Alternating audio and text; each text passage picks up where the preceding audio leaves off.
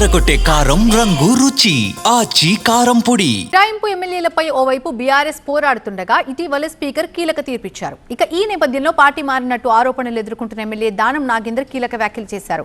MLA Danam Nagender చేసినటువంటి వ్యాఖ్యలకు సంబంధించి చూస్తున్నాం. నేను ఏ పార్టీలో ఉంటే అదే గెలుస్తుంది, అదే నా స్పెషాలిటీ అంటున్నారు దానం నాగేందర్. జీహెచ్ఎంసీ ఎన్నికలు వస్తే కాంగ్రెసే గెలుస్తుందంటూ ధీమా వ్యక్తం చేస్తున్నారు. 300 డివిజన్లలో కాంగ్రెసే గెలుస్తుందంటున్నారు దానం. నేను కాంగ్రెస్లోనే ఉన్నానని చెప్తున్నానని ఆయన మరోసారి స్పష్టం చేశారు. ఏ పార్టీలో అదే గెలుస్తుంది కదా, అది మన స్పెషాలిటీ కదా.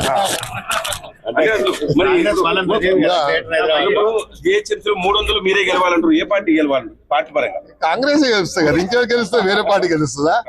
ముఖ్యమంత్రి గారు ఇంత బడ్జెట్ ఇచ్చి ఇన్ని అభివృద్ధి చేసిన తర్వాత మళ్ళీ ఏ పార్టీ గెలుస్తుందని నువ్వు తిరకాసు మాటలు ఎందుకు?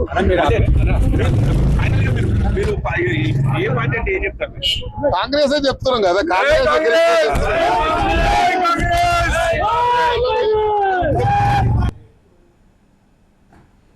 ప్రస్తుతం స్పీకర్ దగ్గర పెండింగ్ లో ఉంది దానం నాగేందర్ పై అనర్హత అంశానికి సంబంధించి ఇటీవల అనర్హత వివాదంలో కడియం చేసినటువంటి వ్యాఖ్యలకు ఇప్పుడు భిన్నంగా దానం చేసిన కమెంట్స్ కనిపిస్తున్నాయి. తానైతే పార్టీ మారలేదని చెప్పుకొచ్చారు కడియం శ్రీహరి.